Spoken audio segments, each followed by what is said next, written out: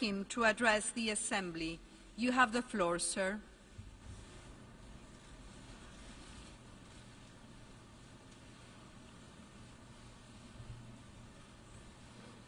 Madam President, Mr. Secretary General, world leaders, ambassadors, and distinguished delegates, 1 year ago I stood before you for the first time in this grand hall. I addressed the threats facing our world, and I presented a vision to achieve a brighter future for all of humanity. Today I stand before the United Nations General Assembly to share the extraordinary progress we've made.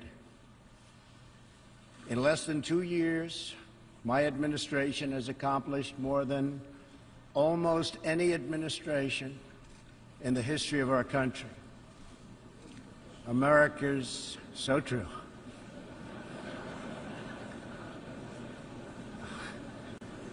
Didn't expect that reaction, but that's okay.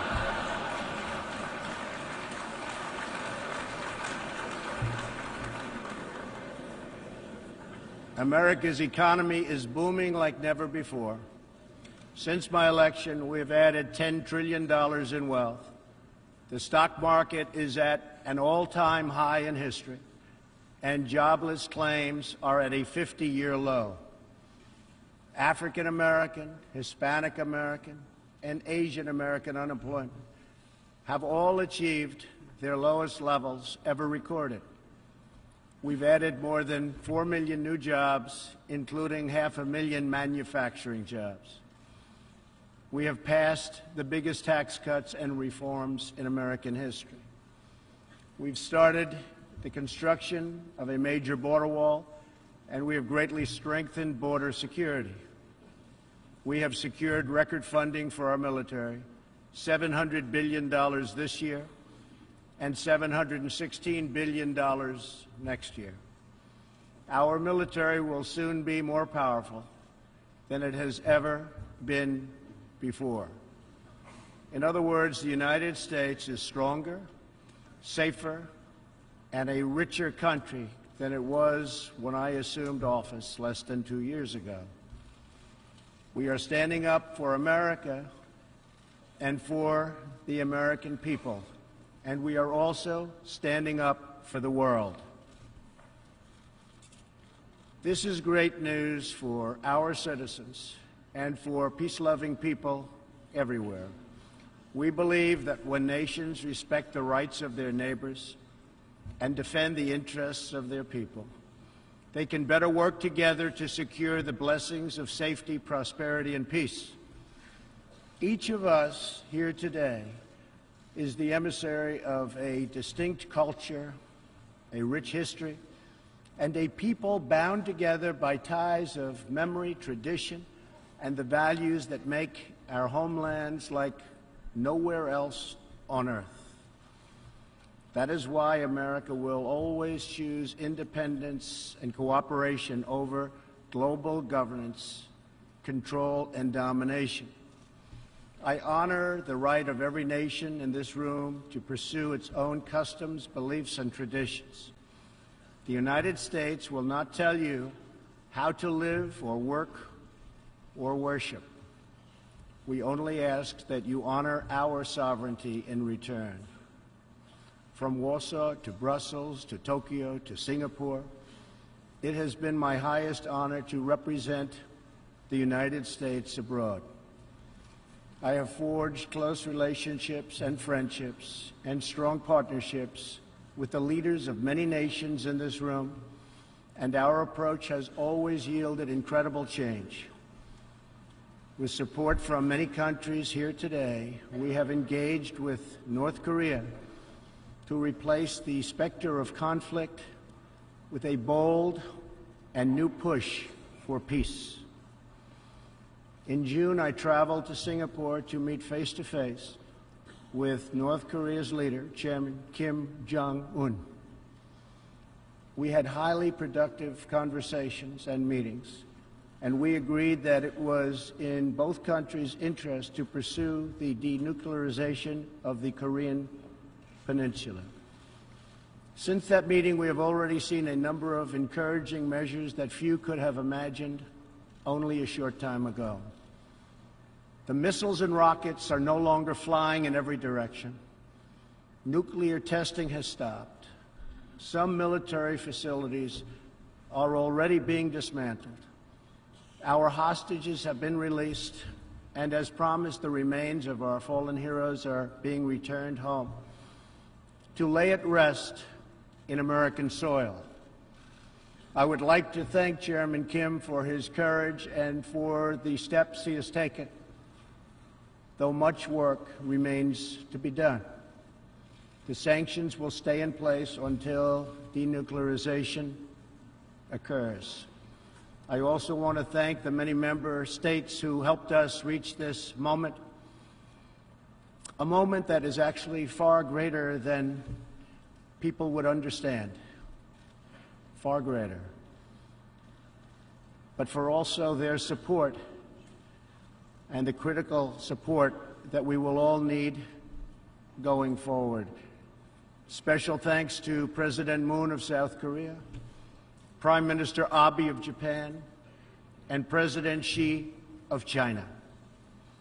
In the Middle East, our new approach is also yielding great strides and very historic change. Following my trip to Saudi Arabia last year, the Gulf countries opened a new center to target terrorist financing. They are enforcing new sanctions, working with us to identify and track terrorist networks, and taking more responsibility for fighting terrorism and extremism in their own region. The UAE, Saudi Arabia, and Qatar have pledged billions of dollars to aid the people of Syria and Yemen, and they are pursuing multiple avenues to ending Yemen's horrible, horrific civil war. Ultimately, it is up to the nations of the region to decide what kind of future they want for themselves and their children. For that reason, the United States is working with the Gulf Cooperation Council, Jordan, and Egypt to establish a regional strategic alliance so that Middle Eastern nations can advance prosperity, stability, and security across their home region. Thanks to the United States military and our partnership with many of your nations, I am pleased to report that the bloodthirsty killers known as ISIS have been driven out from the territory they once held in Iraq and Syria. We will continue to work with friends and allies to deny radical Islamic terrorists any funding, territory, or support, or any means of infiltrating our borders. The ongoing tragedy in Syria is heartbreaking. Our shared goals must be the de-escalation of military conflict, along with a political solution that honors the will of the Syrian people. In this vein, we urge the United Nations-led peace process be reinvigorated. But rest assured, the United States will respond if chemical weapons are deployed by the Assad regime. I commend the people of Jordan and other neighboring countries for hosting refugees from this very brutal civil war. As we see in Jordan, the most compassionate policy is to place refugees as close to their homes as possible, to ease their eventual return to be part of the rebuilding process. This approach also stretches finite resources to help far more people, increasing the impact of every dollar spent. Every solution to the humanitarian crisis in Syria must also include a strategy to address the brutal regime that has fueled and financed it. the corrupt dictatorship in Iran. Iran's leaders sow chaos, death, and destruction. They do not respect their neighbors or borders or the sovereign rights of nations. Instead, Iran's leaders plunder the nation's resources to enrich themselves and to spread mayhem across the Middle East and far beyond. The Iranian people are rightly outraged that their leaders have embezzled billions of dollars from Iran's treasury,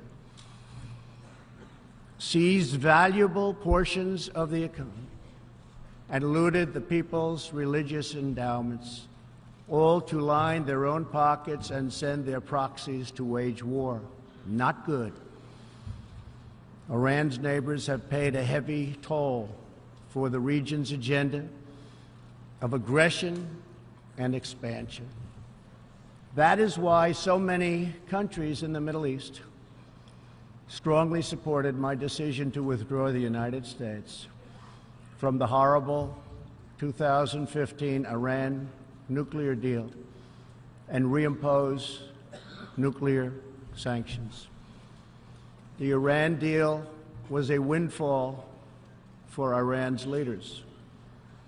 In the years since the deal was reached, Iran's military budget grew nearly 40%.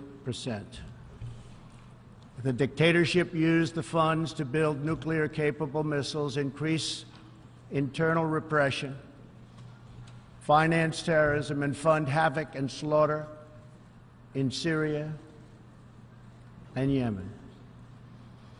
The United States has launched a campaign of economic pressure to deny the regime the funds it needs to advance its bloody agenda.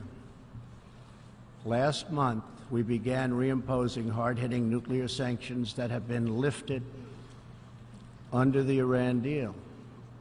Additional sanctions will resume November 5th, and more will follow. And we are working with countries that import Iranian crude oil to cut their purchases substantially.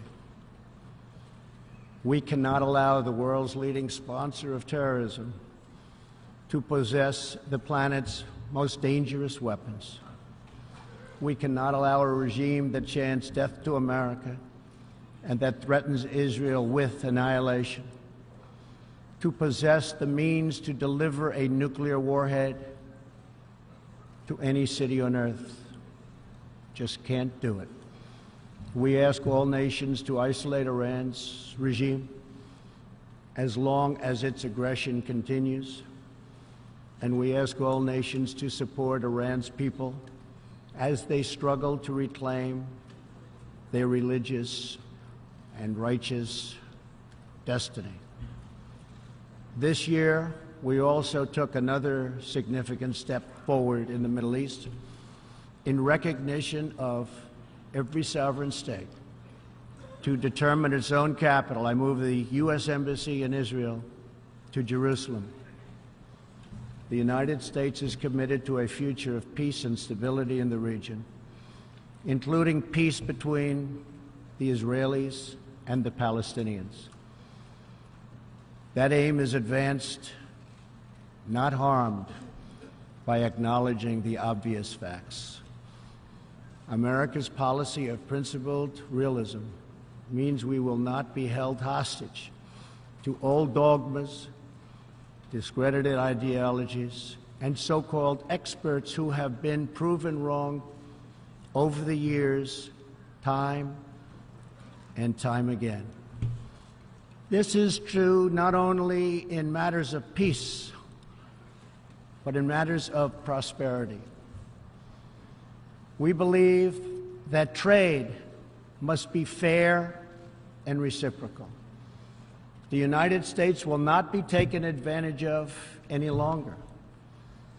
For decades, the United States opened its economy, the largest by far on earth, with few conditions.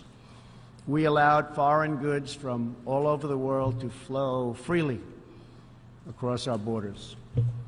Yet, Other countries did not grant us fair and reciprocal access to their markets in return. Even worse, some countries abused their openness to dump their products, subsidize their goods, target our industries, and manipulate their currencies to gain unfair advantage over our country. As a result, our trade deficit ballooned to nearly $800 billion a year. For this reason, we are systematically renegotiating broken and bad trade deals. Last month, we announced a groundbreaking U.S.-Mexico trade agreement. And just yesterday, I stood with President Moon to announce the successful completion of the brand new U.S.-Korea trade deal. And this is just the beginning. Many nations in this hall will agree that the world trading system is in dire need of change. For example, countries were admitted to the World Trade Organization that violate every single principle on which the organization is based. While the United States and many other nations play by the rules, these countries use government-run industrial planning and state-owned enterprises to rig the system in their favor. They engage in relentless product dumping, forced technology transfer, and the theft of intellectual property. The United States lost over 3 million manufacturing jobs, nearly a quarter of all steel jobs, and 60,000 factories after China joined the WTO. And we have racked up $13 trillion in trade deficits over the last 2 decades.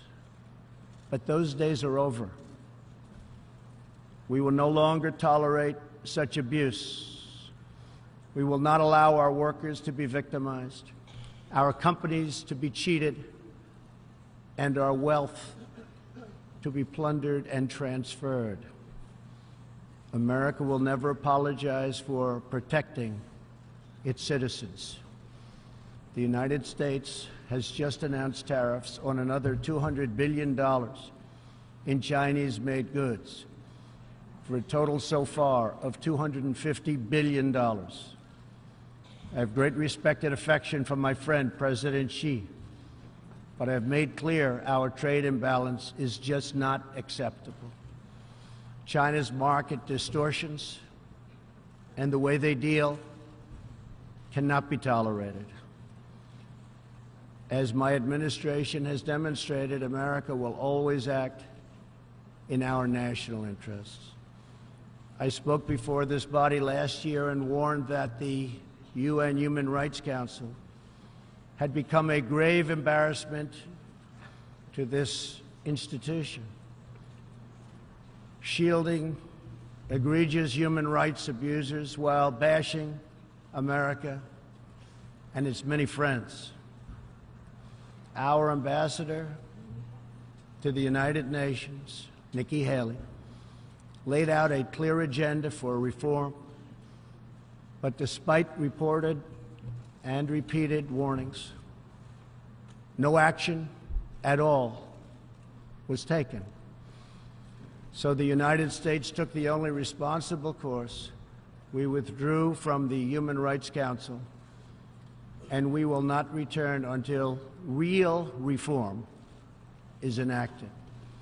For similar reasons, the United States will provide no support in recognition to the International Criminal Court. As far as America is concerned, the ICC has no jurisdiction, no legitimacy, and no authority. The ICC claims near universal jurisdiction over the citizens of every country, violating all principles of justice, fairness, and due process. We will never surrender America's sovereignty to an unelected, unaccountable global bureaucracy. America is governed by Americans, We reject the ideology of globalism, and we embrace the doctrine of patriotism.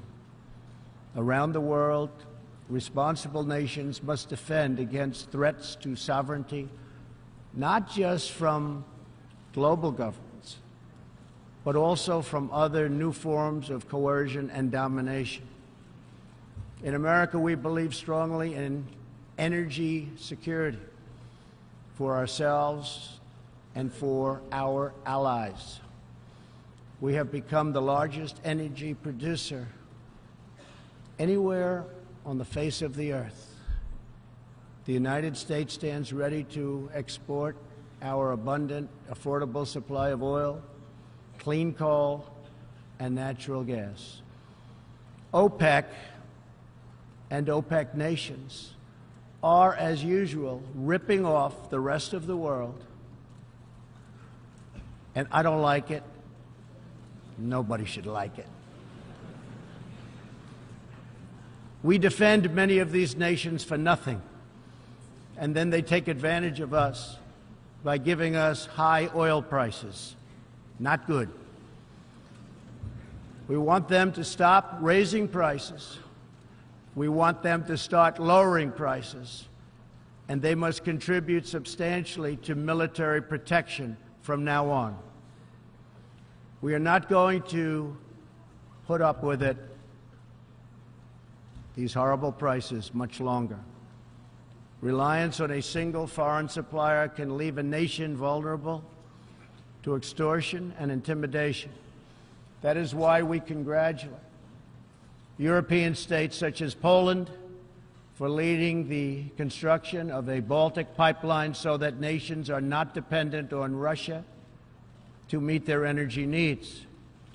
Germany will become totally dependent on Russian energy if it does not immediately change course. Here in the Western Hemisphere, we are committed to maintaining our independence from the encroachment of expansionist foreign powers. It has been the formal policy of our country since President Monroe that we reject the interference of foreign nations in this hemisphere and in our own affairs. The United States has recently strengthened our laws to better screen foreign investments in our country for national security threats. And we welcome cooperation with countries in this region and around the world that wish to do the same. You need to do it for your own protection. The United States is also working with partners in Latin America to confront threats to sovereignty from uncontrolled migration. Tolerance for human struggling and human smuggling and trafficking is not humane. It's a horrible thing that's going on at levels that nobody has ever seen before. It's very, very cruel. Illegal immigration funds, criminal networks, ruthless gangs, and the flow of deadly drugs. Illegal immigration exploits vulnerable populations, hurts hardworking citizens, and has produced a vicious cycle of crime, violence, and poverty. Only by upholding national borders, destroying criminal gangs, can we break this cycle and establish a real foundation for prosperity. We recognize the right of every nation in this room to set its own immigration policy in accordance with its national interests, just as we ask other countries to respect our own right to do the same, which we are doing. That is one reason the United States will not participate in the new global compact on migration. Migration should not be governed by an international body unaccountable to our own citizens. Ultimately, the only long-term solution to the migration crisis is to help people build more hopeful futures in their home countries. Make their countries great again. Currently, we are witnessing a human tragedy, as an example, in Venezuela. More than 2 million people have fled the anguish inflicted by the socialist Maduro regime and its Cuban sponsors. Not long ago, Venezuela was one of the richest countries on earth. Today, socialism has bankrupted the oil-rich nation and driven its people into abject poverty. Virtually everywhere socialism or communism has been tried, it has produced suffering, corruption, and decay. Socialism's thirst for power leads to expansion, incursion, and oppression. All nations of the world should resist socialism and the misery that it brings to everyone. In that spirit, we ask the nations gathered here to join us in calling for the restoration of democracy in Venezuela. Today we are announcing additional sanctions against the repressive regime, targeting Maduro's inner circle and close advisors. We are grateful for all of the work the United Nations does around the world to help people build better lives for themselves and their families. The United States is the world's largest giver in the world, by far, of foreign aid. But few give anything to us. That is why we are taking a hard look at U.S. foreign assistance. That will be headed up by Secretary of State Mike Pompeo. We will examine what is working, what is not working, and whether the countries who receive our dollars and our protection also have our interests at heart. Moving forward, we are only going to give foreign aid to those who respect us and, frankly, are our friends. And we expect other countries to pay their fair share for the cost of their defense. The United States is committed to making the United Nations more effective and accountable. I have said many times that the United Nations has unlimited potential. As part of our reform effort, I have told our negotiators that the United States will not pay more than 25% of the UN peacekeeping budget.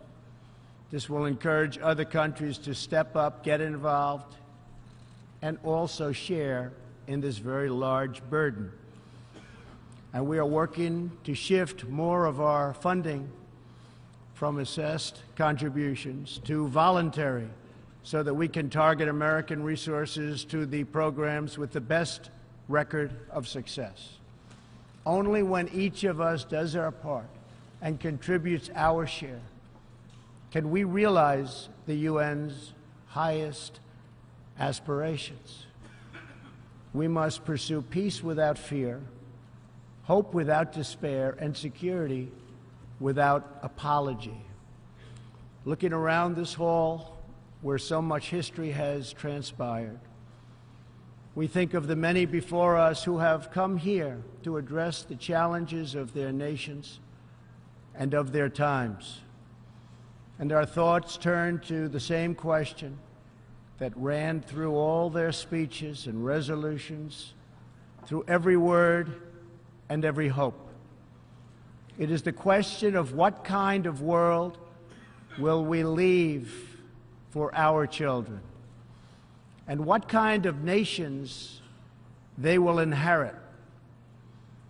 The dreams that fill this hall today are as diverse as the people who have stood at this podium, and as varied as the countries represented right here in this body are. It really is something. It really is great, great history. There is India, a free society, over 1 billion people, successfully lifting countless millions out of poverty and into the middle class. There is Saudi Arabia, where King Salman and the Crown Prince are pursuing bold new reforms. There is Israel, proudly celebrating its 70th anniversary as a thriving democracy in the Holy Land. In Poland, the great people are standing up for their independence, their security, and their sovereignty. Many countries are pursuing their own unique visions, building their own hopeful futures, and chasing their own wonderful dreams of destiny, of legacy, and of a home. The whole world is richer. Humanity is better because of this beautiful constellation of nations, each very special, each very unique, and each shining brightly in its part of the world. In each one, we see awesome promise of a people bound together by a shared past and working toward a common future. As for Americans, we know what kind of future we want for ourselves. We know what kind of a nation America must always be. In America, we believe in the majesty of freedom and the dignity of the individual. We believe in self-government and the rule of law, and we prize the culture that sustains our liberty, a culture built on strong families, deep faith, and fierce independence. We celebrate our heroes. We treasure our traditions.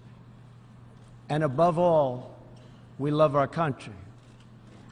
Inside everyone in this great chamber today, and everyone listening all around the globe, there is the heart of a patriot that feels the same powerful love for your nation, the same intense loyalty to your homeland.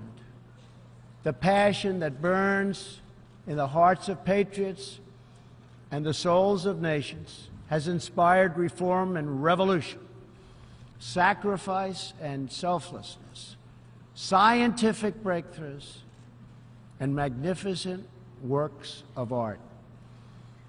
Our task is not to erase it, but to embrace it, to build with it, to draw on its ancient wisdom, and to find within it the will to make our nations greater, our region safer, and the world better. To unleash this incredible potential in our people, we must defend the foundations that make it all possible. Sovereign and independent nations are the only vehicle where freedom has ever survived, democracy has ever endured, or peace has ever prospered. And so we must protect our sovereignty and our cherished independence above all. When we do, we will find new avenues for cooperation unfolding before us. We will find new passion for peacemaking rising within us. We will find new purpose, new resolve, and new spirit flourishing all around us, and making this a more beautiful world in which to live.